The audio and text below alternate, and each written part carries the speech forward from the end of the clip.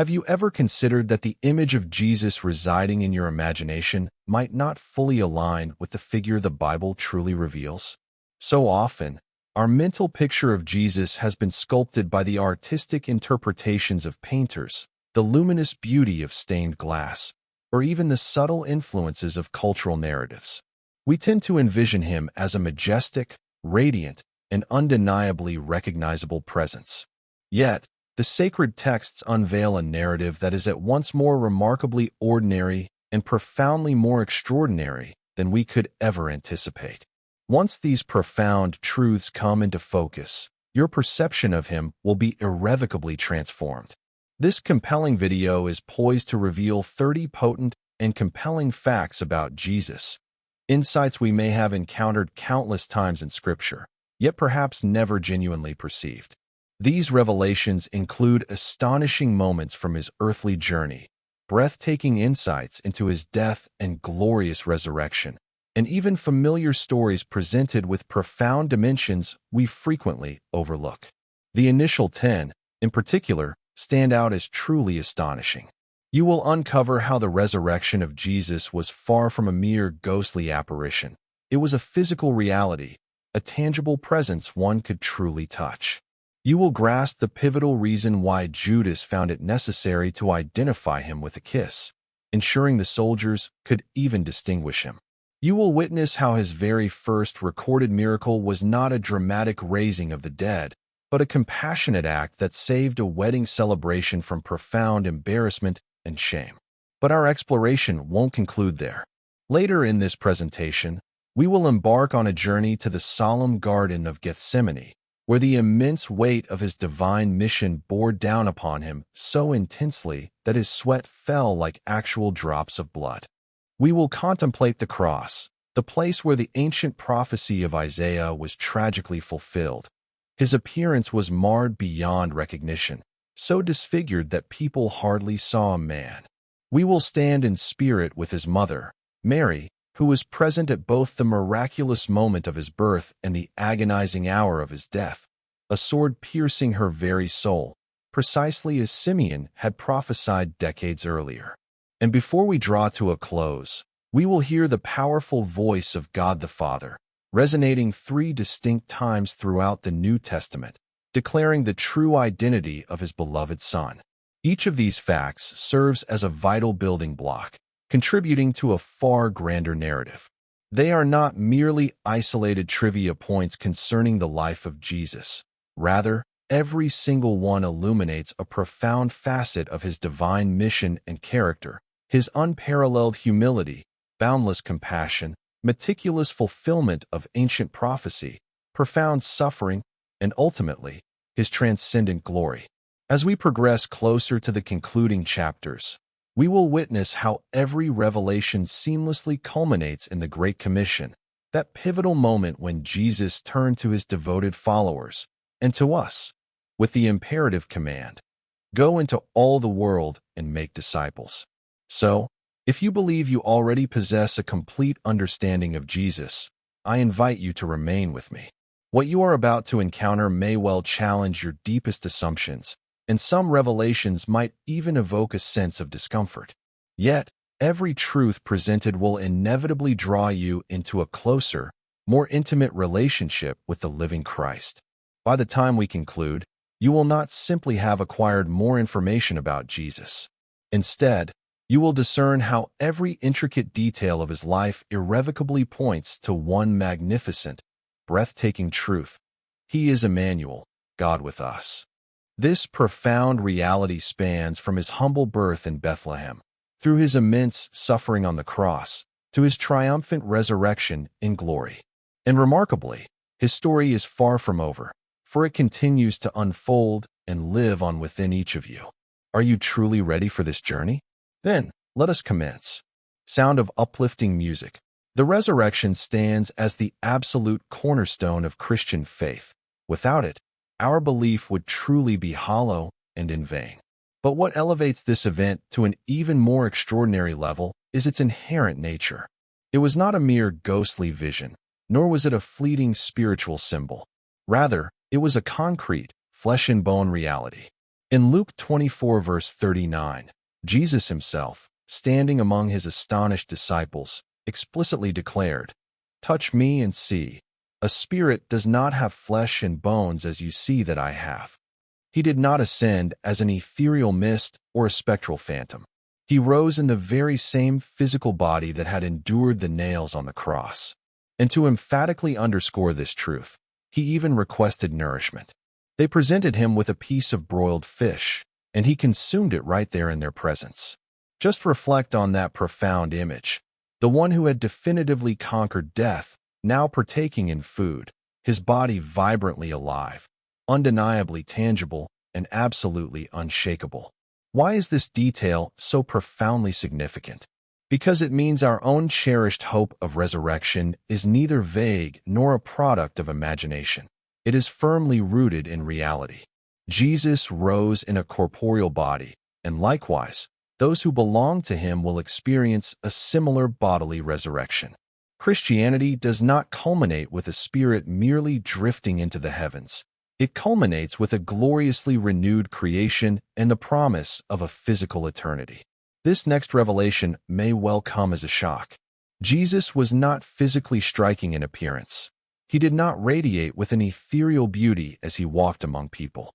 The prophet Isaiah, in chapter 53:2, foretold this, stating, "He had no beauty or majesty to attract us to him, nothing in his appearance that we should desire him." So utterly ordinary was his outward form that Judas found it necessary to single him out with a kiss, simply for the Roman soldiers to identify whom they were meant to apprehend. And astonishingly, even after his glorious resurrection, Mary Magdalene initially mistook him for a gardener, only recognizing him when he tenderly spoke her name. Why this apparent lack of physical distinction? Because God desired people to follow Jesus not for his physical attractiveness, but for the profound truth of who he truly was. His immense power emanated not from any outward display, but from the divine spirit residing within him. This truth presents a powerful challenge to us today. How frequently do we make judgments based solely on outward appearances, when God consistently looks upon the condition of the heart? When our minds turn to miracles, we typically conjure images of dramatic, earth-shattering moments, the blind instantly receiving sight, raging storms being commanded into perfect stillness, or the lifeless being resurrected from the grave. Yet, Jesus' very first miraculous act was profoundly different. At a wedding feast in Cana, he transformed ordinary water into exquisite wine. The reason? The host family had embarrassingly run out of provisions. In that particular culture, failing to adequately provide for one's guests was a source of deep, pervasive shame.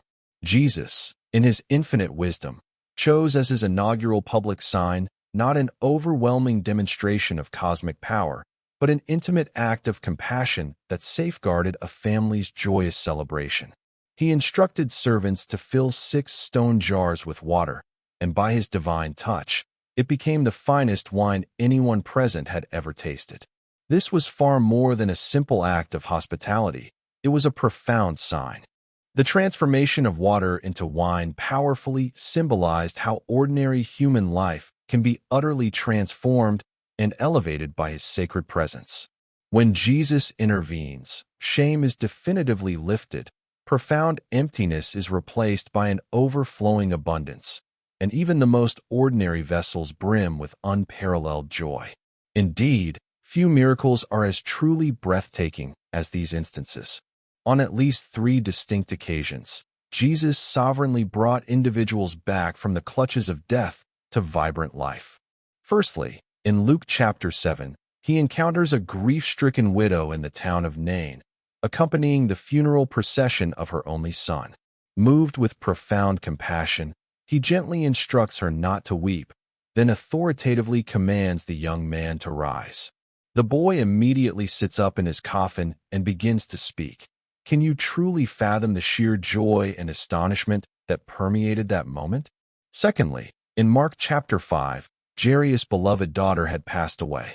Upon Jesus' arrival, the house was filled with the lamentations of mourners.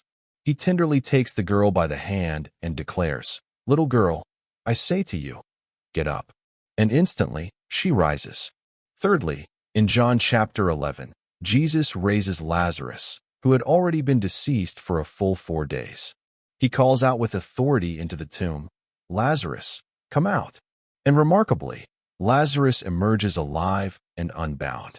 Each and every one of these profound miracles served as a compelling pointer to the greatest resurrection still to come, his own ultimate triumph over death. They stand as enduring reminders that he possesses absolute power not merely over sickness and disease, but over death itself. While the Gospels meticulously record numerous miracles performed by Jesus, only one, apart from his own glorious resurrection, is recounted in all 4 narratives. Centuries prior, the prophet Micah had specifically foretold this event in Micah 5 verse 2, declaring, But you, Bethlehem Ephrathah, though you are small among the clans of Judah, out of you will come for me one who will be ruler over Israel. Jesus himself later powerfully proclaimed in John 6 verse 35, I am the bread of life. Whoever comes to me will never go hungry. He is the bread that sustains, the bread that satisfies, the bread that never runs out, and he was born in the very town named after this essential provision. This meticulous detail is far too precise to be dismissed as mere coincidence. It stands as a clear testament to prophecy perfectly fulfilled. Sound of uplifting music. The Gospels provide us with only a solitary, yet utterly remarkable, glimpse into Jesus' childhood. At the age of 12, his parents inadvertently lost him on their journey back home from Jerusalem. After 3 days of anxious searching, they finally discovered him within the temple courts, seated among the esteemed teachers, not merely listening, but actively engaging and asking profound questions. Luke 2 verse 47 vividly states, Everyone who heard him was amazed at his understanding and his answers. Even as a young boy, his inherent wisdom confounded seasoned scholars. But when Mary, understandably distraught, gently scolded him, he calmly and profoundly responded, Why were you searching for me? Did you not know I must be in my Father's house? At such a tender age, he already possessed a clear and unwavering understanding of his divine mission. Mark 6 verse 3 captures the voices of the local people, questioning, Isn't this the carpenter? Isn't this Mary's son? For numerous years before he ever began his public ministry of preaching or healing, Jesus diligently worked with his hands. The ancient Greek word translated as carpenter, tekton, actually encompasses a broader meaning, referring to a skilled builder, someone who meticulously worked with both wood and stone. He was, therefore, no stranger to arduous labor. It's highly probable he constructed doors, fashioned plows, and perhaps even built homes. The very creator of the universe humbly lived out his early adult years as a common craftsman, thereby profoundly demonstrating to us that there is inherent dignity and sacred value in all honest, ordinary work. Before he ever carried the weight of the cross, he was accustomed to carrying the weight of tools. In the vibrant cultural landscape of first-century Palestine, Aramaic served as the prevailing common tongue for daily interactions. As was customary for all Jewish boys, Jesus meticulously learned the sacred scriptures in Hebrew. And in his encounters with Roman officials or other Hellenized individuals, it is highly probable that he conversed in Greek. Why is this linguistic detail so significant? Because even in his speech, Jesus profoundly bridged disparate worlds and cultures. He possessed the remarkable ability to communicate intimately with the villagers of Galilee, engage in rigorous debate with erudite scholars in the temple, and converse effectively with Gentiles living under Roman administration. His very voice, therefore, served as a powerful foreshadowing of the gospel's universal reach, destined to spread from Jerusalem to the remotest corners of the earth.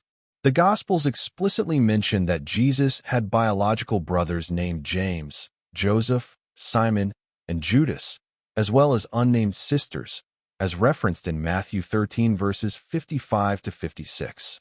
However, during the course of his public ministry, they remarkably did not believe in him. John 7 verse 5 states quite plainly, Even his own brothers did not believe in him. It was only subsequent to his glorious resurrection that his brothers finally came to a profound faith in him. James, in fact, ascended to become a prominent leader of the early church in Jerusalem and authored the canonical book of James. Jude, another brother, penned the concise but profoundly powerful letter found near the conclusion of the New Testament. This particular detail is immensely significant. The very individuals who shared a home and grew up alongside him, who once harbored doubts about his divine claims, were later so convinced of the truth that they were prepared to lay down their lives, affirming that he truly is Lord. From his quiet, hidden years within a humble carpenter's home to a sacred name divinely bestowed by an angel, from brothers who initially doubted his claims to a hometown that perceived him as utterly ordinary. All of these early, seemingly mundane details unequivocally point to something far greater. Jesus lived a remarkably unassuming life, yet prophecy and profound divine purpose enveloped him from his very inception. But once he stepped boldly into his public ministry, everything underwent a dramatic transformation.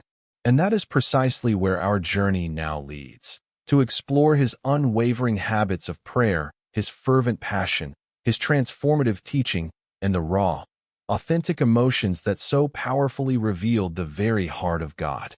In John 11 verse 35, we encounter what is arguably the shortest verse in the entire Bible. Jesus wept. Yet, within those two concise words lies one of the most profound and tender truths about his character.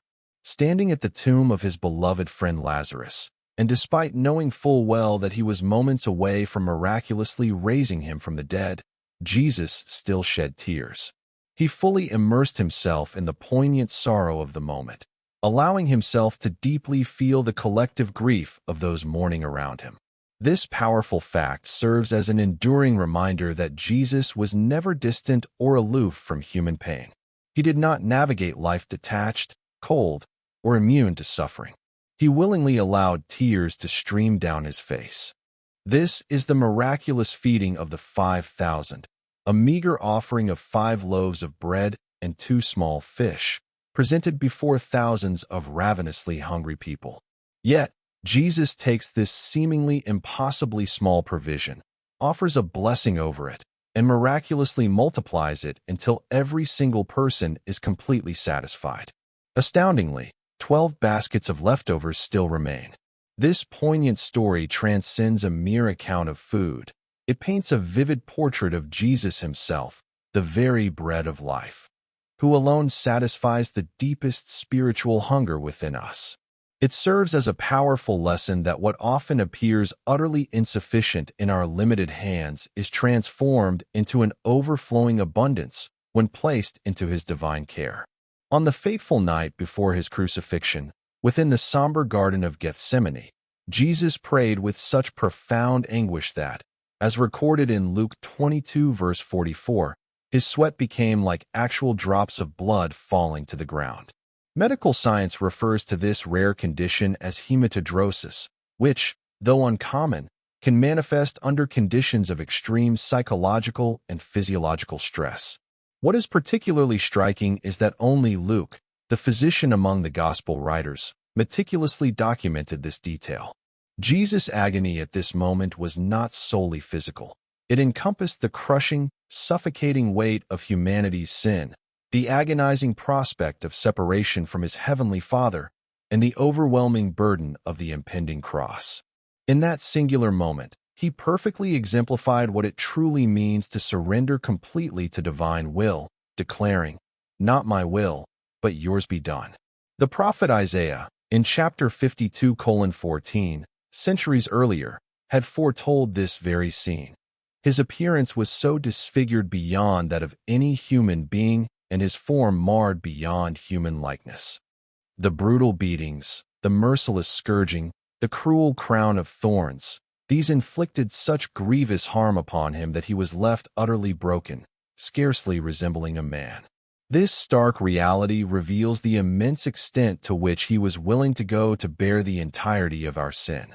The narrative of the cross is not, and should not be, sanitized. It was an incredibly brutal event. Yet, precisely in that profound brokenness, his divine glory shines forth more brilliantly than ever before. The suffering servant of prophecy was ultimately revealed as the conquering king. From the humble cradle to the agonizing cross, Mary, his mother, was steadfastly present. She cradled him as a newborn infant in Bethlehem, cherishing the miraculous life within her arms. And decades later, with unyielding grief, she stood at the foot of the very cross upon which he was dying. Simeon, the prophet, had forewarned her in Luke 2 verse 35, "A sword will pierce your own soul, too." And tragically, those words came to fruition. Watching her beloved son endure such a death, the deepest imaginable pain indeed pierced her heart. Yet, even in that profound agony, Jesus looked down from the cross and, with tender care, provided for her. In John 19 verses 26 to 27, he spoke to the disciple John, entrusting him with her care, saying, "Here is your mother." This account is far more than a historical record. It offers a poignant glimpse into the very depths of his compassionate heart. Even in the throes of death, he thoughtfully ensured the provision and care for his mother. In Mark 1 verse 41, a man afflicted with leprosy fell reverently to his knees before Jesus, imploring, "If you are willing, you can make me clean." Lepers in that society were utterly untouchable, social outcasts compelled to live in isolation, completely separated from their communities. But Jesus performed an act no one could have possibly anticipated. He reached out his hand and, with profound compassion, physically touched him. Instantly, the man was made whole and clean. Yet, the true miracle resided not solely in the instantaneous cure, but powerfully in the touch itself. Jesus possessed the authority to heal with a mere word, but he chose instead to restore human dignity first. In that transformative moment, he unequivocally demonstrated that God's boundless love is never deterred or afraid of our perceived uncleanness. Indeed, his holiness is vastly greater than any shame we might carry. Remarkably, on 3 distinct occasions within the Gospels, the unmistakable voice of God the Father powerfully broke through from heaven. First, at Jesus' baptism, declaring, "This is my beloved Son, in whom I am well pleased." Then, at the awe-inspiring transfiguration, proclaiming, "This is my Son, whom I love, listen to him." And finally, just before the cross in John 12, affirming, "I have glorified it, and will glorify it again." The Father publicly and unequivocally affirmed his Son not merely once, but 3 times, a divine declaration intended not only for Jesus, but profoundly for us, so that we would truly comprehend who he is. And these, remember, are only the initial 10 facts.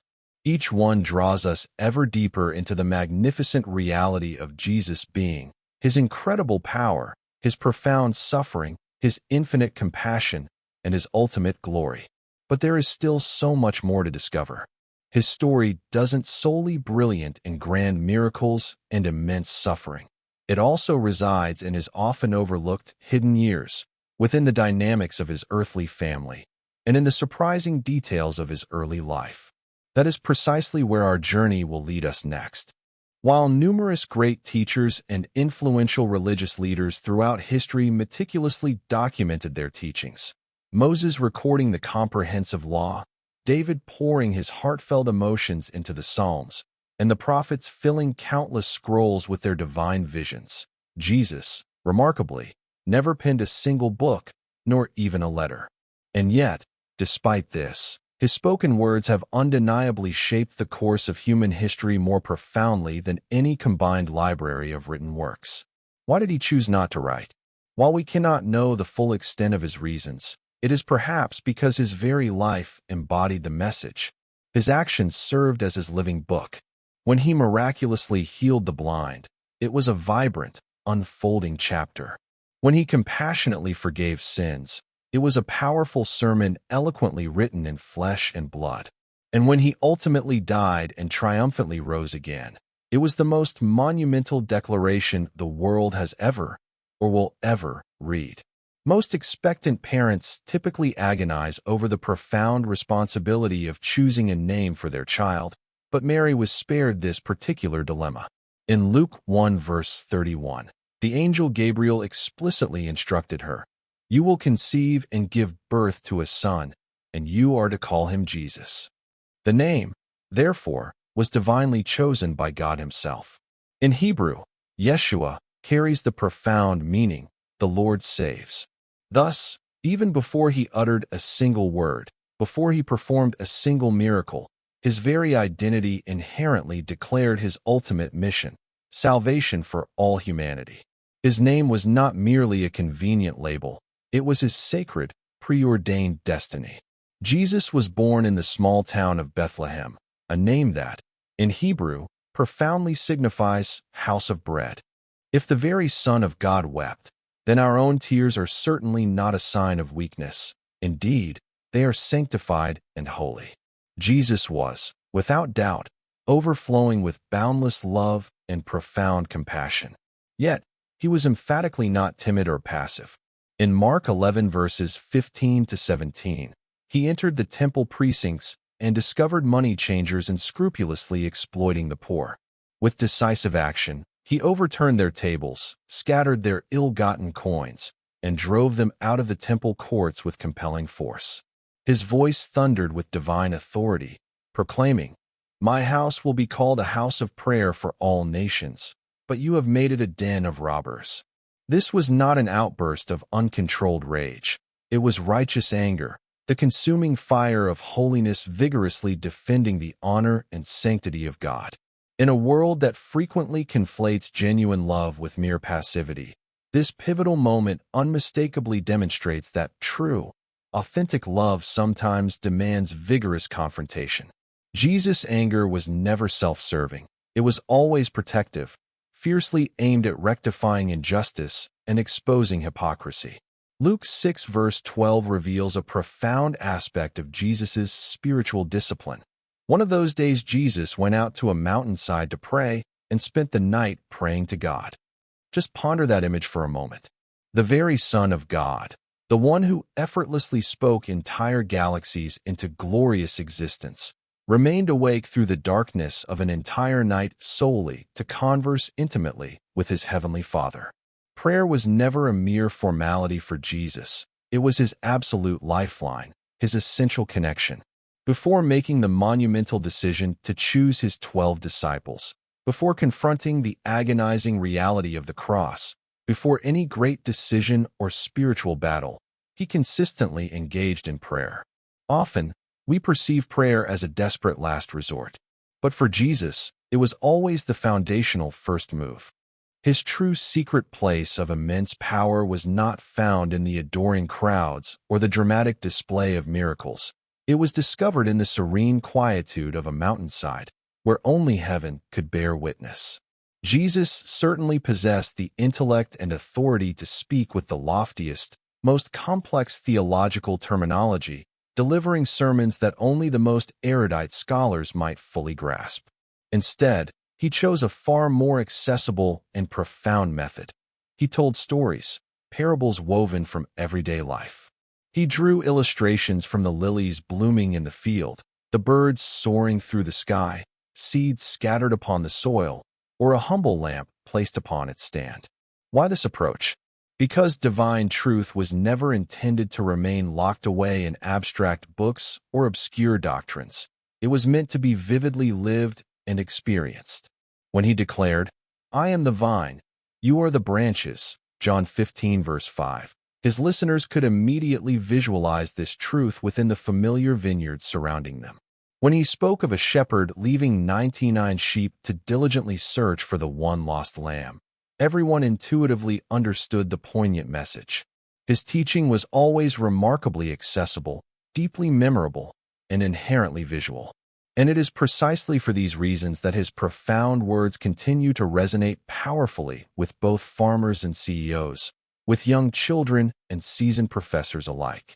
In Mark 4 verse 39, the disciples found themselves in a terrifying predicament, gripped by panic during a violent storm at sea. Enormous waves crashed mercilessly into their small boat, The wind howled with ferocious intensity, and even these seasoned fishermen feared for their very lives. And what was Jesus' response? He calmly stood amidst the chaos and, with absolute authority, commanded, "Quiet, be still." Immediately, the raging storm obeyed his voice, and there was a profound calm. This was not some mere act of magic or a stroke of luck. The sea and the sky recognized the very voice that had originally called them into being at the dawn of creation. In that awestruck moment, his disciples whispered among themselves in profound wonder, "Who then is this, that even the wind and the waves obey him?" Mark 4 verse 41. Indeed, nature itself demonstrably bows to his supreme authority. Perhaps the most renowned and awe-inspiring miracle of all is meticulously recounted in Matthew 14 verses 25 to 27. The disciples were laboring strenuously at the oars during a tempestuous night when they suddenly perceived what they believed to be a ghost walking across the water. Terror instantly consumed them, until a familiar and comforting voice cut through the fear. "Take courage. It is I. Don't be afraid." Jesus, the Son of God, walked upon the water where no human being could possibly tread. But this miracle, beyond merely proving his divine nature, carried a profound message. What overwhelms and drowns others simply cannot overwhelm or drown him. And when Peter, in an act of extraordinary faith, stepped out onto the water himself, it vividly demonstrated that with genuine belief, Jesus' power can indeed carry us to places we could never naturally stand. Matthew 14 verse 21 recounts that the number of those who ate was about 5,000 men besides women and children. And what was the meager supply for such a vast multitude? A mere 5 loaves of bread and 2 small fish. Yet, through his divine power, profound scarcity was utterly transformed into overflowing abundance. This particular fact transcends a simple miracle of multiplication. It stands as a clear revelation of the kingdom's dynamic. Where human perception sees only lack and insufficiency, Christ envisions boundless provision. Where we are inclined to declare, "There isn't enough," he powerfully responds, "Give me what you have and watch." And not only were the vast crowds fully fed, but an impressive 12 baskets of food were collected as leftovers. His divine provision consistently doesn't just meet the immediate need, it generously overflows. While the dramatic account of Lazarus' resurrection is widely known, it was by no means the sole instance of Jesus conquering death. In Luke 7 verses 11 to 15, Jesus encountered a somber funeral procession in the town of Nain. A heartbroken widow's only son lay lifeless, rendering her future seemingly devoid of hope. Moved with profound compassion, Jesus intervened, stopping the procession, gently touching the coffin, and then authoritatively speaking, "Young man, I say to you, get up." And instantly, the boy sat up and began to talk. Death itself retreated at his sovereign command. Funerals were miraculously transformed into joyous celebrations, and broken families were wholly restored. Every one of these acts of raising the dead served as a powerful harbinger, pointing forward to his own ultimate resurrection, the definitive victory where death itself would finally bow before his supreme authority. In Mark 5, Jesus encountered a man tragically possessed by a legion of demons, a horrifying multitude. No chains could effectively bind him. People desperately avoided him, and he was condemned to live among the tombs. But the moment Jesus stepped onto the shore, the demons, recognizing his undeniable authority, immediately begged for mercy. This powerful fact unequivocally shatters the pervasive illusion that darkness and light are equivalent forces locked in an eternal, balanced struggle. They are fundamentally not equals. Jesus does not negotiate with evil. He simply commands, and it flees in absolute submission. His authoritative word carries inherent power over every spiritual force, serving as a potent reminder that in him, absolutely no chain, physical or spiritual, is unbreakable. The profound symbol of friendship and affection, a kiss, tragically became the indelible mark of ultimate betrayal. In Matthew 26, verse 48, Judas explicitly instructed the waiting soldiers, "The one I kiss is the man, arrest him." Under the shroud of night, within the hushed stillness of Gethsemane, the Son of God was handed over, not by the thrust of a sword, but by a chilling, deceptive embrace. This particular fact pierces the very soul, reminding us that sin often cunningly disguises itself within gestures of apparent love. Betrayal does not always arrive with a blatant dagger.